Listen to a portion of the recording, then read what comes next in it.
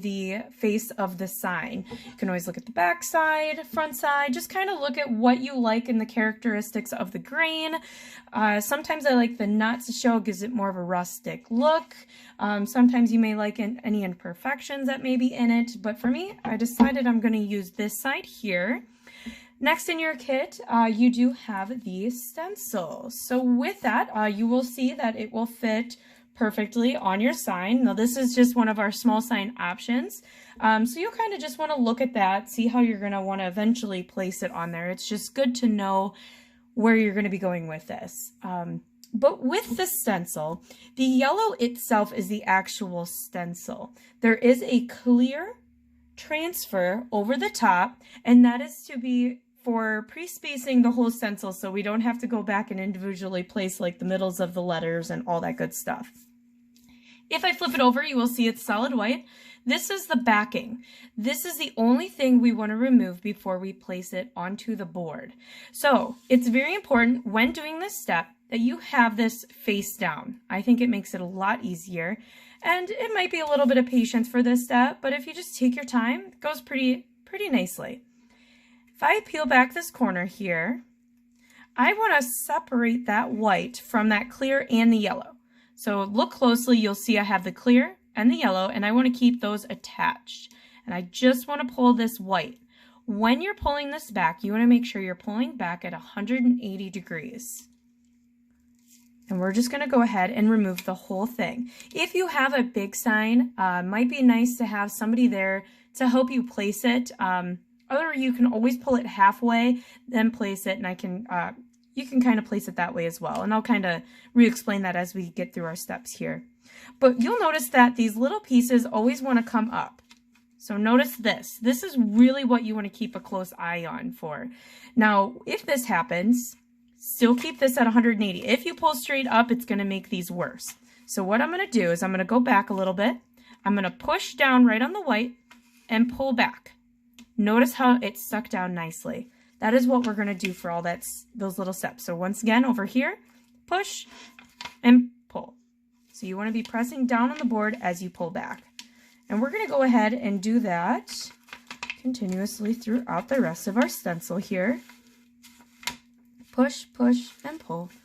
Push and pull. Now, if you have a big spot, you can always break the backing and rip it and then just kind of do it in rows or sections instead of taking in the whole thing at once. So no, that is an option as well. If you rip the backing, it doesn't matter. You just don't want to pull or stretch the actual stencil itself. So I'm going to pull here. If you do end up stretching it a little bit, that's okay. Once you put it on, you can always fix it a little bit. Always a little bit of heat might help too. So even if you use like a hair dryer, if you stretch it, it will actually shrink back to its original state. So we'll go ahead and remove that. So now I have the exposed backing of my stencil. It's all very sticky, so be careful when you're touching that. But you are ready now to place it. So when I place it, I'm actually going to rotate my board like this. When placing it, I'm just going to pick a couple corners. And to be honest, you see that I set it down already? That's okay. It's not going to be permanent right away, so you can relax here. It's not going to be stuck for good, but you do want to try not to press down on it, because once you press down, then it's permanent and it's really hard to pull back up. So I'm going to go ahead and just kind of wiggle this around to get it as centered to my board as possible. The yellow line around the stencil is straight, okay? Don't go to the transfer. You want to go to that straight line on the yellow part of your stencil. And once you feel like you got it pretty centered, you're going to want to go ahead and press this down really good with your hands. Really good. Now, at home, we have squeegees here. This helps with this. Otherwise, at home, if you want to use a little bit more pressure, you can just use any form of credit card, or just keep pressing down with your hands kind of in a circular motion to get it nice and stuck will help as well. There's so many ways to press it down. This is just what we have here in the studio, so anything similar to it, credit card, or you can keep using your hands, that'll work too. I'm not applying a ton of pressure, but a good amount to make sure that it's going to stick a little nicely there. So once you get it pressed down, we're not ready for the paint yet. We have to peel back that transfer. So there's one more step of the stencil. So I want to make sure the yellow stays to my board, and this clear is going to be what I'm pulling up and back. So I'm going to pull once again at 180 degrees. This will stick a little bit easier than that last step. So pulling back, making sure again that you don't lose any little pieces. They all want to be on the board if it's yellow. Put a little bit of little muscle into this, and voila, there is our stencil. Baker's gonna bake. So now with this, sometimes if those little corners or anything ripped, you just want to make sure to press those down.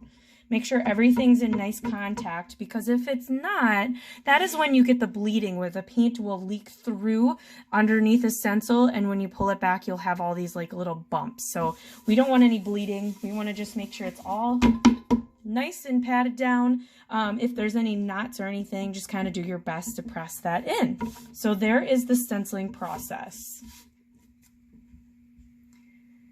And now that we have that on, we're going to go ahead and start the painting. Now there is a couple methods that are very important when doing the painting, because once again, you can still cause bleeding even though your stencil is down fully contacted.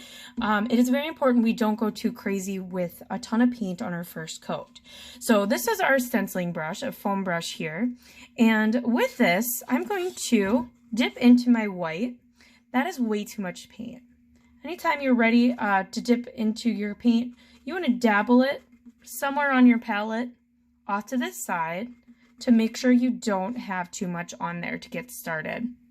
So it should be about that much. And you could use the whole side of your brush if you got a bigger area, or you can use just the tip if you got smaller areas, just really tiny little corner there. So you can use the brush however you like, depending on the size of the piece.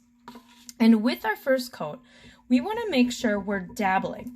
So just up and down, dabble, dabble, dabble. Now, something people don't usually like about the look of this is it's very textured. That's okay. We're going to let that go for right now. We're just going to build up that first coat, because what we're going to do on the second coat, it will actually flatten out. So you just want to go ahead and dabble your first coat. You don't want to do any swiping, because that can force the paints to go underneath those little edges where we don't want it. So I'm just dabbling for my first coat, and I'm just going to do a little bit more here.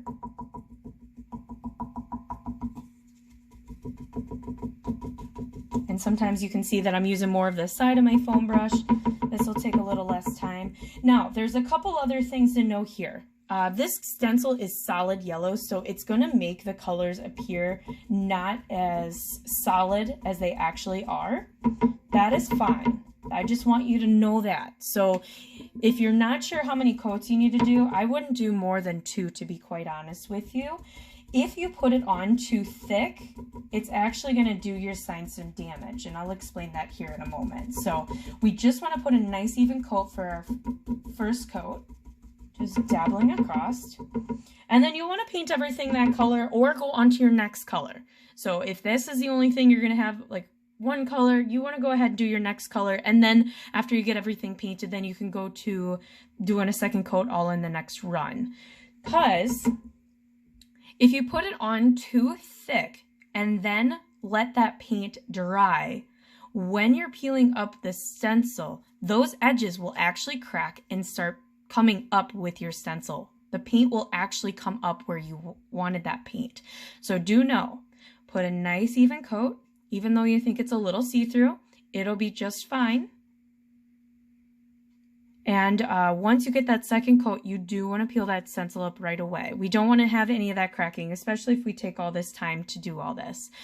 So on your second coat now, we can do a quick swipe, and this is going to smooth out that paint. So see how much more solid that is? That's all we need to do here. And now I'm not doing the entire sign, just to show you how to do this. Just kind of showing you the basics. If you are going to be putting any glitter on it or anything, you want to make sure to do that now. You can always do some sponging with some other colors in there as well. So if you do some white dabbling, and say you want to add a little bit of brown to it, I'll show you how to do an aging look. So this is another really fun technique. Now, without even washing my foam brush, I'm just going to dip into some chocolate brown here, start over to the side, and then I'm just going to sponge over top, leaving it a little bit textured.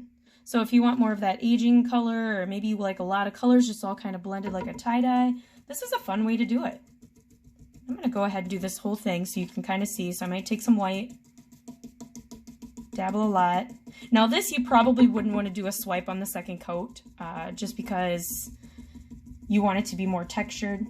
You can always sand over at the end too if you want it to be not as bumpy. It's just sometimes these brushes capture a little bit of air in there. And then taking a little bit of brown, I'm just going to dabble it in some areas because I don't want it to be consistent throughout. I want it to look aged. Maybe I'm using a dry side of my foam brush to kind of dabble that off as well. So see, that's how you get kind of that cool variation in there. And that's another fun technique there. But then if you are using glitter, you always want to do that on your last coat. And just to show you, for example, you do want to pull this up right away. You can pull it up quick, you can rip it, it doesn't matter. You're done with the stencil, and check out those smooth lines. Now, one other thing I'm going to show you. If you do get any type of bleeding, let's see here. I kind of got a little bit, I guess, down here, just the tiniest little bit here. But I'll show you if you take either like any type of blade or, let's see, anything with a little sharp corner on it. So I'd say either a knife, you could even use like maybe like a safety pin or a paper clip and a little bit on the corner. You can just scratch away that paint. That's how you're going to get rid of those bleeds. So see how that just smoothed out? I know it wasn't the best example, but you can see that it wiped right away. And there you are. Then you're going to want to let it dry for a little bit, and voila, you have your sign. So if any questions, always remember you can always contact the store. You can always email us. You can message us on our Facebook page. You can even call us. So thank you guys for watching our tutorial, and I hope you have fun. We'll be excited to see hopefully how these signs turn out someday. Thank you.